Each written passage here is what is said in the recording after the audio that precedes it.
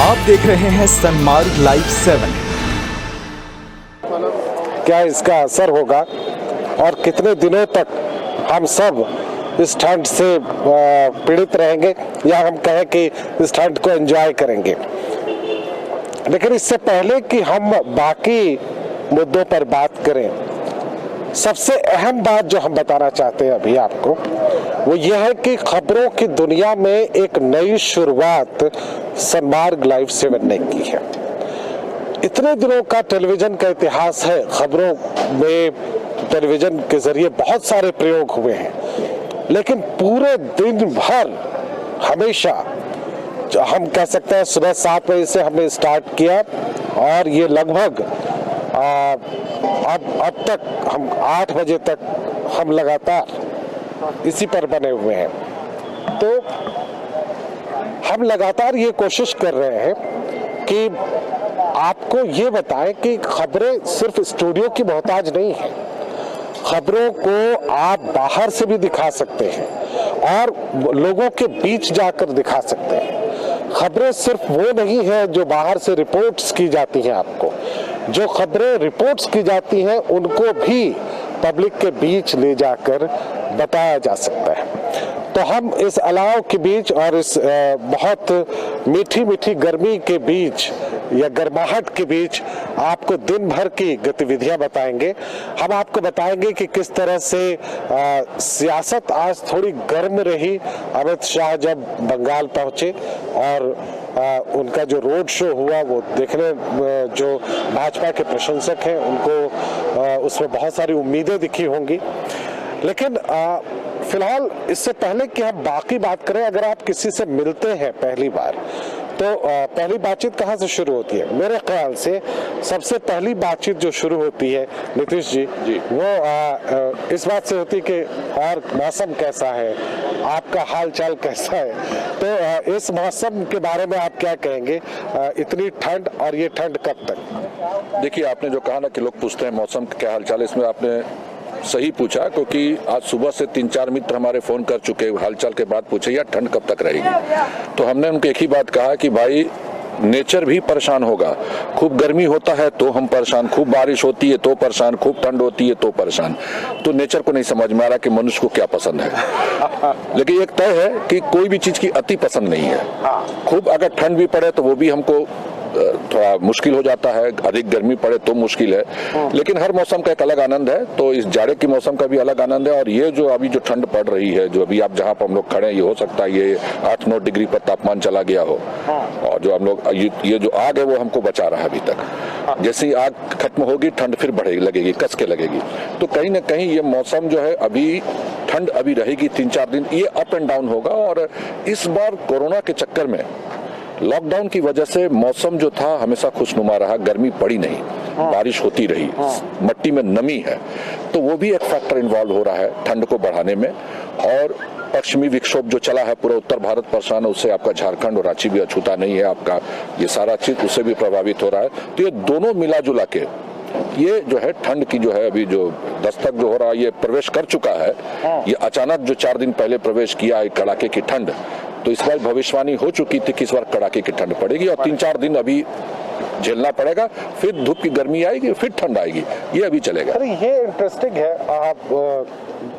हम नीतीश जी के साथ और बहुत सारी बातें करेंगे। नीतीश जी को यहाँ बुलाने के पीछे कोई कारण है। हम कोई पॉलिटिकल डिबेट में इस खुशनुमा माहौल को ले जाकर उसे बहुत किरकिरा नहीं करना चाह रहे थे। नीतीश जी के आने का मतलब है और इनकी जो चिंताएं हम देखते रहते हैं अखबारों में या आपके फेसबुक पेज पर, उस पर हम चर्चा करेंगे। उसकी शुरुआत ऐसे हम कर सकते हैं कि अनुराग आजाद पतरातू गए थे, वहाँ बहुत कुछ बदला है, बहुत सुंदर दिख रहा था, वहाँ की तस्वीरें बहुत प्यारी थी। तो प्रकृति के नजदीक जाकर क्या क्या महसूस होता है? जी बिल्कुल, आज जब हम लोग गए पतरातू तो बहुत अच्छा नज़ारा था। कई लोग अब जैसे क्रिसमस का आ रहा है समय, न्यू ईयर ईव आ रहा है, तो काफ़ी लोग वहाँ पहुँचे थे अभी से ही। और मैं बता दूं कि कई लोग पहुँचे और अब तैयारी वहाँ काफ़ी पहले से बहुत बेहतर हो गई है। जो पतरातू 5 साल पहले हम देखते थे और अब में काफ़ी अंतर है। रिसोर्ट बन गया वहाँ डोरमेट्री है, आप ऑनलाइन JTDC के थ्रू बुकिंग कर सकते हैं, आराम से वहाँ 2-3 दिन रह सकते हैं। काफ़ी व्यवस्था अलग कर दी गई है। ओपन टेरेस है, रेस्टोरेंट बनाए गए हैं, ओपन कैंटीन बनाए गए हैं और लोगों की भीड़ अब जुट रही है वहाँ। मतलब आपको लगता है पर्यटक के लिए वो बहुत अच्छी जगह बन गई है? इम्पॉर्टेंट ये है कि हम प्रकृति के कितना नजदीक जाना चाहते हैं। कोरोना काल ने हमको प्रकृति के बहुत नजदीक पहुंचा दिया है। बिल्कुल। क्या हम मान के चले, और हम जो बताना चाहते हैं आपको इन कार्यक्रमों के जरिए से, कि आप स्टूडियो से बाहर निकलिए, अब जरा घरों से बाहर निकलिए, प्रकृति के नजदीक जाइए, लोगों के करीब जाइए, कोरोना में हालांकि एक डिस्टेंस मेंटेन करते हुए जाइए, और ये ध्यान रखिए कि ये सब भी बेहद जरूरी है और इसके लिए भी आपको कुछ ना कुछ करना पड़ेगा। तो नितेश जी, कोरोना काल में शायद प्रकृति के नजदीक पहुंचा है वर्ष? बिल्कुल प्रकृति के नजदीक पहुंचा है, और खासकर हम लोग झारखंड के जो लोग हैं, रांची के इस मामले में भाग्यशाली हैं कि यहाँ आप 20 मिनट की ड्राइव में आप जंगल पहुंच जाते हैं, जो बड़े बड़े मेट्रो सिटी में नहीं है। तो जो हमने फेसबुक में जंगलों के फोटो डाले, और मेरा जो लॉकडाउन जब थोड़ा सा ढीला हुआ तो मैं आज तक किसी मित्र के घर नहीं गया हूँ मार्च से। अच्छा। किसी मित्र के घर नहीं गया। मैं घर से निकलता हूँ, परिवार सीधे जंगल। तो जंगल एक ऐसा जगह है जहाँ न कोई कोरोना का डर है, न किसी वायरस का डर है, न किसी चीज का डर है। जंगल तो प्रकृति तो खुलेआम आपको खुले बाहों से आपको स्वागत कर रही है, शुद्ध हवा के साथ, शुद्ध ऑक्सीजन के साथ, शुद्ध पानी के साथ, सब चीज। तो कहीं ना कहीं नेचर जो है, और नेचर जब हम जा रहे हैं तो कुछ लेके ही आ रहे हैं पॉजिटिव।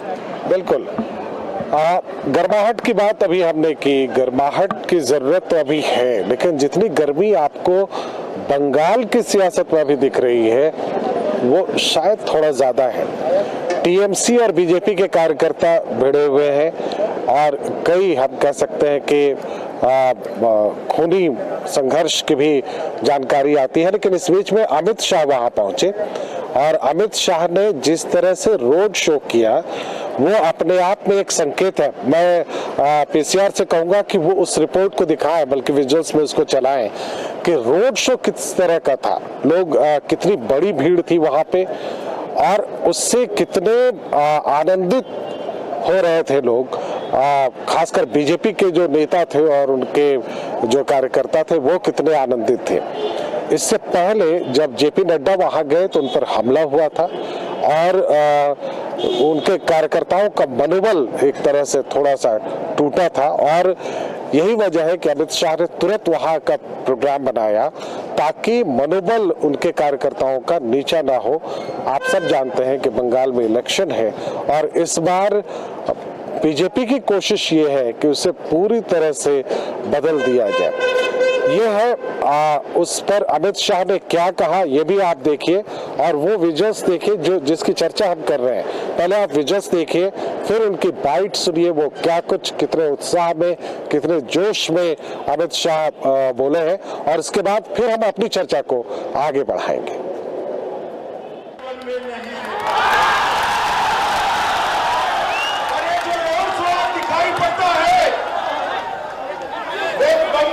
जनता का नरेंद्र मोदी जी के प्रति जो प्यार और विश्वास है उसको बंगाल की जनता का जो ममता दीदी के प्रति गुस्सा है उसको दिखाता और मालूम पड़ता है कि बंगाल की जनता तय करके बैठी है दीदी चुनाव के मैदान में आ जाओ, इस बार बारी कमल की है।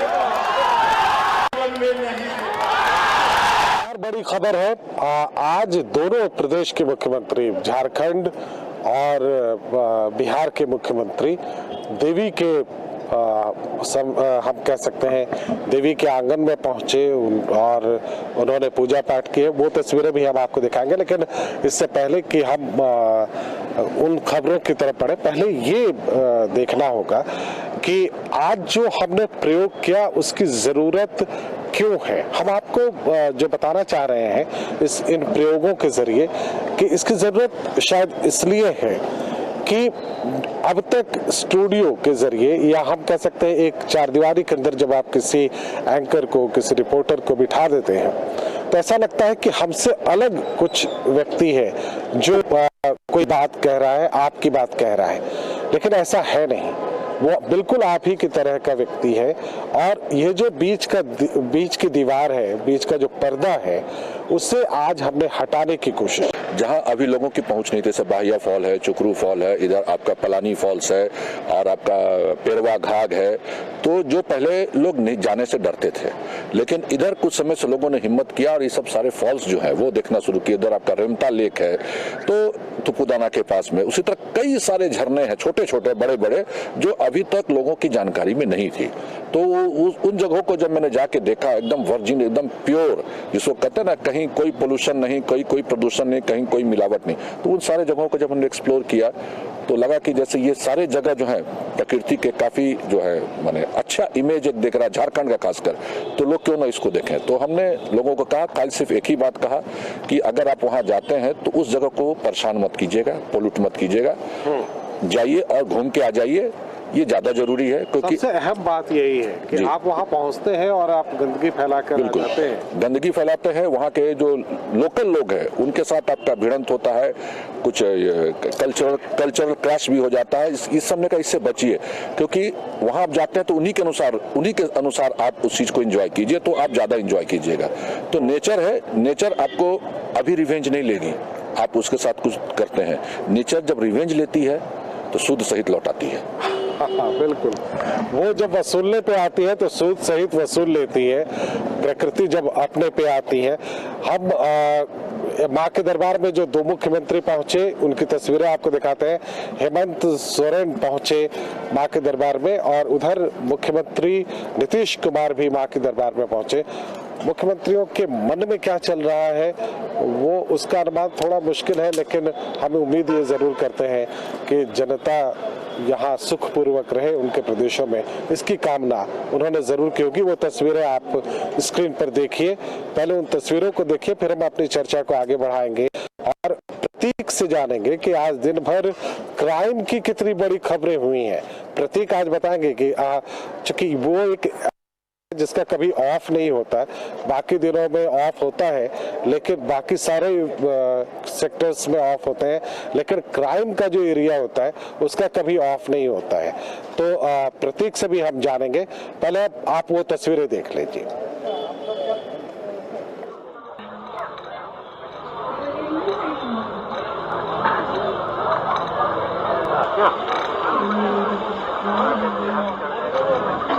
और हेमंत सोरेन, तारापीठ पहुंचे हेमंत सोरेन और उधर भागलपुर में नीतीश कुमार मां के दरबार में पहुंचे।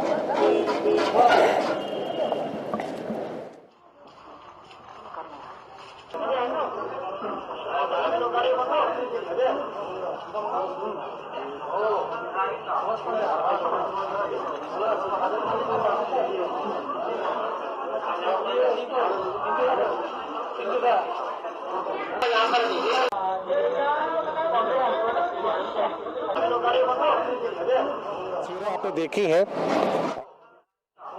पास चलेंगे। प्रतीक, क्राइम का जो एरिया है वो बहुत हद तक हम कह सकते हैं कि वहाँ कोई ऑफ नहीं होता और ये दुखद है।